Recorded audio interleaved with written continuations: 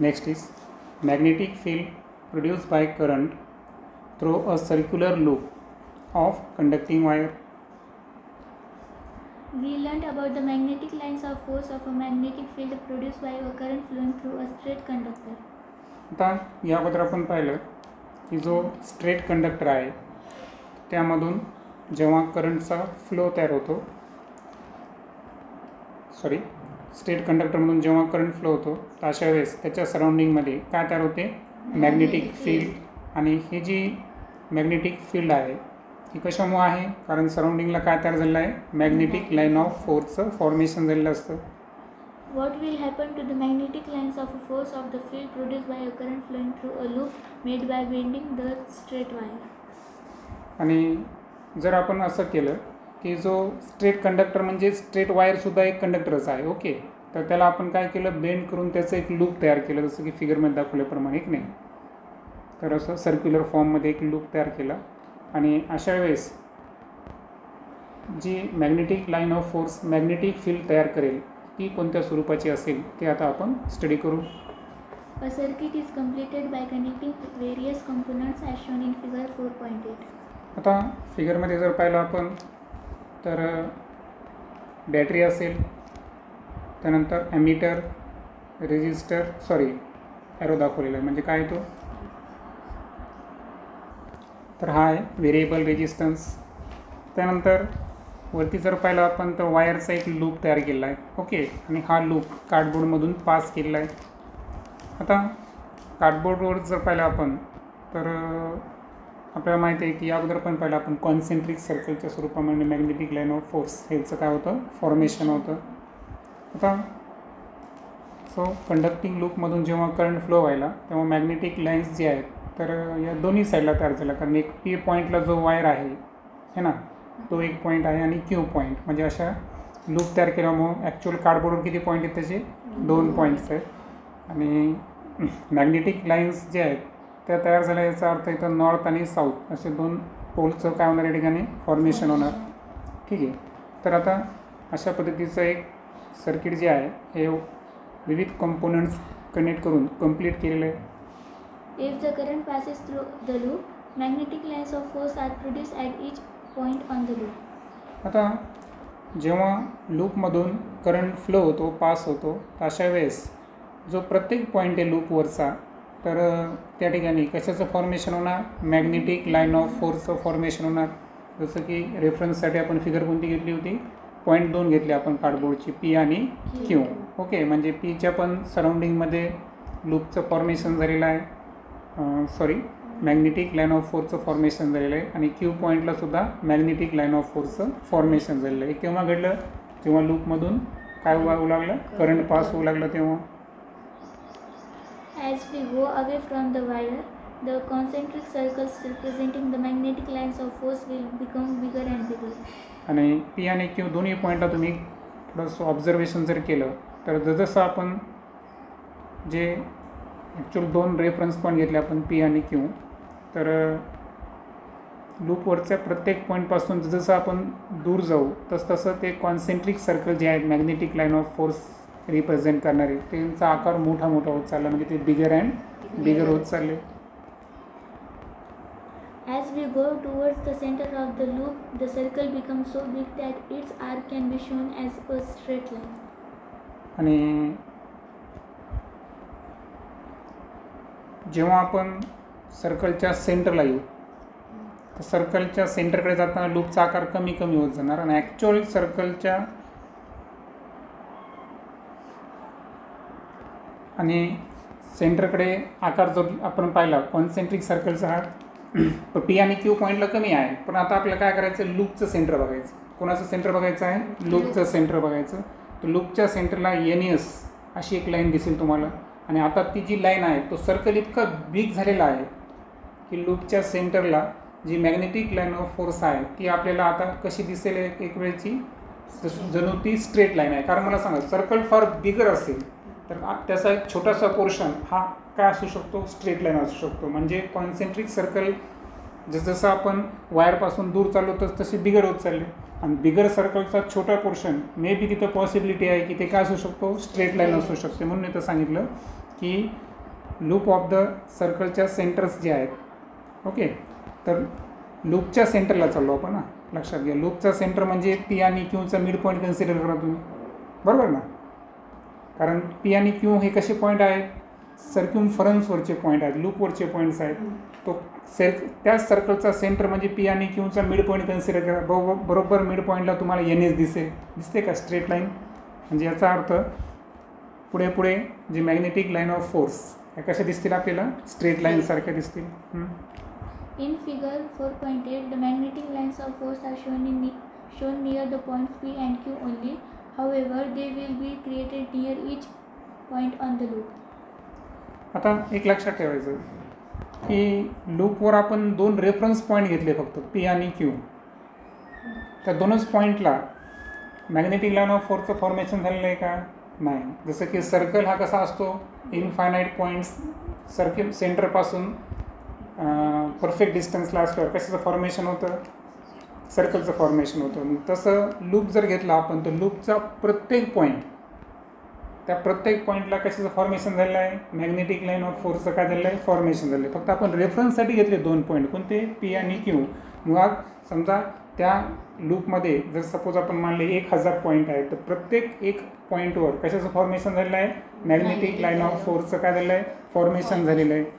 याचा अर्थ इथं सांगितलं आहे पहा की ज्या magnetic line of force point P आणि पॉईंट Q जे आहे, तर अशा आपल्याला फक्त फिगरमध्ये शो केलेलं आहे. मात्र लूपच्या प्रत्येक पॉईंटला तशा पद्धतीच्या मॅग्नेटिक लाईन ऑफ फोर्सचं काय झालेलं आहे, फॉर्मेशन झालेलं आहे. मग आता Likewise, each point will produce magnetic field at the center of the loop. म्हणजे याचा अर्थ काय झाला की प्रत्येक पॉईंट जो आहे लूपच्या सेंटरवर कशाचं फॉर्मेशन करायला, मॅग्नेटिक फील्डचं फॉर्मेशन करायला. By making use of the right hand thumb rule, check that every point on the loop contributes the magnetic lines of force at the center of the loop, and these lines of force at the center of the loop are in the same direction. आता आपण right hand thumb rule पाहिला. Right hand thumb rule का सांगतो की thumb जर काय denote करत असेल, करंटची डायरेक्शन, तर कर्ल फिंगर काय शो करतात, मॅग्नेटिक फील्डची डायरेक्शन शो करतात. तर आता आपल्याला लूपवरचा जो प्रत्येक पॉईंट आहे, तर हा काय तयार करायला, मॅग्नेटिक लाईन ऑफ फोर्स तयार करायला. कुठे, लूपच्या सेंटरवर. कारण करंट सर्क्युमफरन्सवर व्हायला, तर सर्क्युमफरन्ससारखा पॉईंट आपण काय थंब कन्सिडर करू, आणि जे सेंटरकडे ज्या रेषा जातील त्या काय असतील, मॅग्नेटिक लाईन ऑफ फोर्स असतील. आणि ह्या ज्या लाईन ऑफ फोर्स आहेत, okay, these line of force at the centre of the loop, ह्या कोणत्या डायरेक्शनमध्ये असतील, सेम डायरेक्शनमध्ये असतील. कारण आपल्याला माहीत आहे की करंटची डायरेक्शन आणि मॅग्नेटिक फील्ड एकमेकांना कशा असतात, परपेंडिक्युलर असतात, आहे की नाही, राईट हँड थंब रूलनुसार. The intensity of magnetic field at any point produced by a current flowing through a wire is dependent on the current, as we have seen in the experiment. आता magnetic फील्डची intensity आपण कोणत्याही पॉईंटला जर कोणत्याही पॉईंटला जर calculate केली की करंट किती प्रमाणात मॅग्नेटिक फील्ड प्रोड्यूस करतो, तर मी कालच एक रूल सांगितलं होता की मॅग्नेटिक फील्डची इंटेन्सिटी ही कशाच्या प्रोपोर्शन आहे, करंटच्या डायरेक्टली प्रोपोर्शन आहे. करंटचं प्रमाण वाढलं, if current increases then intensity of magnetic field also increases. याचा अर्थ ते टोटली कशावर डिपेंड आहे, करंटवर डिपेंड आहे. This means that if there are n turns in the loop, the magnetic field n times of that produced by a single loop will be created. आता याचा अर्थ काय झाला की जर त्या लूपचे, आता तुम्हाला लूप माहिती आहे का, तुम्ही कधी मोटर भरताना पाहिलं कधी, एखादी जी पंख्याची मोटर असते पहा, ती कधी जळाली, कधी त्याच्यात वायर असं गुंडाळतात बघा, किंवा आपलं जे नळाची मोटर असते त्याला काय करतात माहिती आहे का, जी कॉईल तयार होती ना, ही कॉईल कशी तयार होती माहिती आहे का, सिंगल वायरनं तयार होती का, सिंगल वायरनं तयार होत नाही, तर अनेक तारांची काय असतात, वेटोळे असतात, बरोबर आहे का. मग आता प्रश्न असा आहे की एक टर्न आपण वायरचा घेतला, बरोबर आहे का, एक टर्न वायरचा घेतला, आणि दुसऱ्या एका अनदर एक्सपेरिमेंटमध्ये आपण तारेचे किती टर्न घेतले, 10 टर्न घेतले. आता यामध्ये पहिल्या याच्यात पण आपण 1 अँपियर करंट दिला, आणि दुसऱ्या कॉईलला पण आपण 1 अँपियर करंट दिला. मग दोन्हीनं मॅग्नेटिक फील्ड जी तयार होईल ती सारखी असेल का वेगवेगळी असेल, वेगवेगळी असेल. काय वेगवेगळी असेल? कारण नंबर ऑफ टर्न्स जर वाढले तर मॅग्नेटिक फील्डची स्ट्रेंथसुद्धा वाढते, कारण तितक्याच मॅग्नेटिक लाईन ऑफ फोर्स काय होत जातील, ॲड होत जातील, आणि जितक्या त्या ॲड होतील तितकं मॅग्नेटिक फील्डचं क्षेत्र काय होत जाईल, वाढत जाईल. म्हणजे जसं की आता एक सपोज आपण एक थोडंसं समजून घेऊ. आता लक्षात घ्या, मी तुम्हाला सांगितलं होतं की एक मी स्ट्रेट वायर घेतो. सपोज मी कॉईलचा एक छोटासा पार्ट घेतला. कॉईल तर मी तुम्हाला सांगितलं गुंडाळलेली समजा, बरोबर आहे का? आणि तीच कॉईलची मी काय करतो या ठिकाणी की सांगितलं मी तुम्हाला 10 सांगितलं, बरोबर आहे का? समजा ही एक कॉईल आहे, ही गोलाकार आहे. आपण मी फक्त समजण्यासाठी काय करलो या ठिकाणी रेफरन्ससाठी एक टर्न घेतला आपण, एक वेटोळा घेतला समजा, एक लूप. आणि इथं किती लूप घेतले आपण? 10 लूप घेतले. पहिल्या याच्यात पण करंट किती आहे? 1 अँपियर. दुसऱ्या याच्यात पण करंट किती अँपियर? 1 अँपियर आपण पास केला. आता याच्यामध्ये जी मॅग्नेटिक फील्ड जी तयार होईल ती सिंगल करंटची आहे, म्हणजे त्याचा एरिया कसा असणार या ठिकाणी? लिमिटेड असणार. परंतु इथं जरी 1 अँपियर करंट असेल परंतु टर्न किती आहेत? 10 टर्न्स आहेत. म्हणजे याचा अर्थ तितक्याच पटीनं मॅग्नेटिक फील्ड काय होणार त्याची, म्हणजे त्याची magnetic line of force add होत जातात. ॲड झालं म्हणजे मॅग्नेटिक फील्डचा एरिया काय झाला? इन्क्रीज झाला. दॅट्स वाय त्याची जी मॅग्नेटिक फील्ड आहे ती निश्चितच काय असणार या ठिकाणी? जास्त असणार. येते लक्षात? म्हणजे एरिया इन्क्रीज झाला त्या ठिकाणी. जितके टर्न वाढतील तितकी magnetic field line of force add गेला आणि त्याच्यामुळं मॅग्नेटिक फील्डची इंटेन्सिटी इन्क्रीज होत गेली आणि तितका तो मॅग्नेटिक फील्डचा एरिया वाढत गेलेला आहे. Okay. On discussing with your teachers, with their guidance, see if you can perform the above experiment by collecting appropriate materials. The direction of the magnetic field can be determined with the help of a magnetic needle. आता प्रश्न असा आहे की magnetic फील्डची जी direction आहे ती direction आपल्याला magnetic निडलच्या साहाय्याने determine करावं लागेल. काल आपण एक एक्सपेरिमेंट पाहिला होता मॅग्नेटिक फील्डचं डिफ्लेक्शनचं, बरोबर? हां. आता पहा, याच्यामध्ये करंटची जी डायरेक्शन आहे ती अँटी क्लॉकवाईज होती, बरोबर आहे का? मग जे नॉर्थ पोल होता ना मॅग्नेटिक निडलचा, त्याचं डिफ्लेक्शन कोणत्या साईडला झालं? वेस्ट साईडला झालं, बरोबर आहे का? राईट. कारण करंट कसा होता या ठिकाणी? इथं पहा प्लस मायनस असं होतं. नंतर आपण काय घेतलं या ठिकाणी? Minus plus. आता करंटची डायरेक्शन कशी झाली? क्लॉकवाईज झाल्यावर मॅग्नेटिक निडलचं जे यन टोक होतं तो कोणाकडे डिफ्लेक्ट झाला? ईस्ट साईडला डिफ्लेक्ट झाला. याचा अर्थ काय झाला की मॅग्नेटिक निडलच्या साहाय्याने आपण डिटेक्ट करू शकतो की मॅग्नेटिक फील्डची डायरेक्शन काय आहे. Okay, sorry. त्यानंतर आहे next topic, magnetic field due to a current in a solenoid. When a copper wire with a resistive coating is wound in a chain of loops like a spring, it is called solenoid.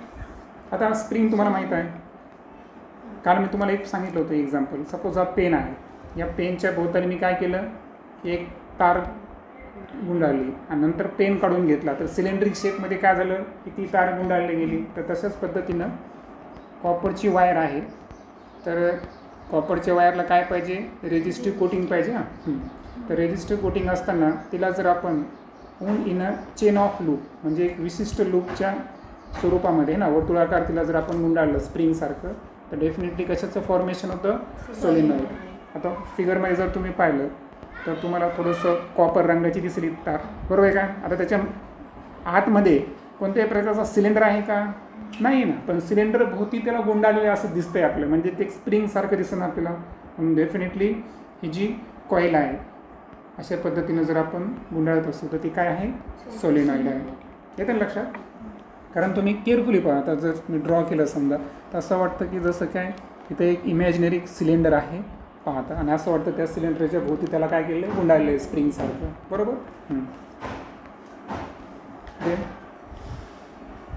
Whenever an electric current passes through a solenoid, magnetic lines of force are produced in a pattern as shown in figure 4.9. Okay. आता आपण आतापर्यंत पहिल्या केसमध्ये करून काय पाहिलं होतं की स्ट्रेट जे वायर आहे त्यामध्ये मॅग्नेटिक फील्ड्स कशा तयार होतात. त्यानंतर आपण सर्क्युलर लूपमध्ये पाहिलं की मॅग्नेटिक लाईन ऑफ फोर्स कसं फॉर्मेशन होतं, बरोबर? आता तिसरी केस जी आहे तर सोलेनॉइड. तर सोलेनॉइडमधून जेव्हा इलेक्ट्रिक करंट पास होतो तर अशा वेळेस मॅग्नेटिक लाईन ऑफ फोर्सचं जो प्रोडक्शन होतं ते कशा पद्धतीनं होतं. तर इथं तुम्ही पाहू शकता की काय झालेलं आहे बरं. सोलेनॉइडच्या जवळ थोडा स्ट्रेट पोर्शन दिसेल आणि सोलेनॉइडच्या बाहेर जर पाहिलं तुम्ही तर काय दिसेल, थोडंसं तुम्हाला असा बेंड झालेला पोर्शन दिसेल, थोडंसं सर्क्युलरसारखा. बरोबर, अशा पद्धतीचे मॅग्नेटिक लाईन ऑफ फोर्सचं काय झालं आहे त्या ठिकाणी फॉर्मेशन झालेलं आहे. ओके. आणि सोलेनॉइड जो आहे त्याच्यामधून करंट जेव्हा पास झाला तेव्हा स्वतः त्यानं काय बिहेव केलं, मॅग्नेटिक फील्ड त्यावेळी मी मॅग्नेटसारखं बिहेव केलं ना, म्हणून त्याचं एक टोक काय म्हणून कार्य करेल, नॉर्थ, आणि दुसरं south. You are aware of the magnetic lines of force of a bar magnet. आता या अगोदरच्या स्टँडर्डमध्ये आपण जे बार मॅग्नेट आहे ज्याला आपण पट्टी चुंबक म्हणतो, तर त्यानं निर्माण करण्याच्या तयार केल्या ज्या मॅग्नेटिक लाईन ऑफ फोर्स आहे तर त्याबद्दल माहिती आपण जाणून घेतली होती. बरोबर. The properties of the magnetic field of a solenoid are very similar to the magnetic field produced by a bar magnet. आणि सोलेनॉइडच्या मॅग्नेटिक फील्डच्या प्रॉपर्टीज आणि बार मॅग्नेटनं प्रोड्यूस केलेल्या मॅग्नेटिक फील्डच्या प्रॉपर्टीज या दोन्ही एकमेकांच्या कशा आहेत, सिमिलर आहेत. बार मॅग्नेटमध्ये आपण पाहिलं होतं की जे टोक असतात त्यांचे नॉर्थ आणि साऊथ पोल, तिथं काय असतं, मॅग्नेटिक लाईन ऑफ फोर्स थोडं क्राऊडेड असतात, म्हणजे जास्त स्वरूपाचे असतात, आणि मिडलला जर पाहिलं थोडंसं रेअरिफाईड झालेलं असतात. ओके. सेम तशा पद्धतीचं मॅग्नेटिक फील्डचं जे बिहेवियर आहे आपल्याला कोणामध्ये दिसेल, सोलेनॉइडमध्ये दिसेल. One of the open ends of a solenoid acts as the magnetic north pole and the other as the magnetic south pole. आता सोलेनॉइडचं जे एक एंड आहे तर तो मॅग्नेटिक नॉर्थ पोल म्हणून बिहेव करतो आणि जे अदर एंड आहे तो मॅग्नेटिक साऊथ पोल म्हणून बिहेव करतो. The magnetic line of force inside the solenoid are parallel to each other. आता फिगरचं आपण जर केअरफुली ऑब्झर्वेशन केलं तर स्प्रिंगच्या आतमध्ये सुद्धा काय झालं आहे बरं, मॅग्नेटिक लाईन ऑफ फोर्सचं फॉर्मेशन झालेलं आहे. परंतु त्या मॅग्नेटिक लाईनचं एक वैशिष्ट्य आहे, त्या मॅग्नेटिक लाईन्स एकमेकांना कशा दिसतील, आपल्याला पॅरलल दिसतील. ओके. सो लक्षात ठेवायचं, इनसाइड द सोलेनॉइड ज्या मॅग्नेटिक लाईन्स तयार होतात, मॅग्नेटिक लाईन ऑफ फोर्स, तर त्या निश्चितच एकमेकांना कशा असतात, पॅरलल असतात. What does this mean? Next. This means that the intensity of the magnetic field within the solenoid is uniform everywhere. That is, the magnetic field in a solenoid is uniform. आता एक लक्षात ठेवा, magnetic field आपल्या दोन location आहेत, inside the solenoid आणि outside the solenoid. Outside the solenoid जर पाहिलं आपण तर मॅग्नेटिक जी फील्ड आहे ती जसं जसं आपण सोलेनॉइडपासून लांब जाऊ तसं ती मॅग्नेटिक फील्डची जे पाहणार सर्कल बिगर होत चालला म्हणजे मॅग्नेटिक फील्ड वीक होत चालली. बरोबर आहे का. हे झालं आउटसाईड कंडिशन. बरोबर आहे का. की जवळ असताना मॅग्नेटिक फील्डची स्ट्रेंथ जास्त आणि जसं आपण दूर चाललो तर मॅग्नेटिक लाईन ऑफ फोर्स आहे रेरिफाईड होत चाललं म्हणजे मॅग्नेटिक फील्ड वीक होत चालली. परंतु इनसाइड द सोलेनॉइड जर आपण विचार केला तर इनसाइड द सोलेनॉइड जी इंटेन्सिटी आहे मॅग्नेटिक फील्डची ही युनिफॉर्म आहे. आणि हे युनिफॉर्म असण्याचं रिझन काय, कारण मॅग्नेटिक लाईन ऑफ फोर्स एकमेकांना काय आहेत, पॅरलल आहे. लक्षात आलं रिझन. रिझन झालं तुम्हाला की magnetic field inside the solenoid he uniform का असते.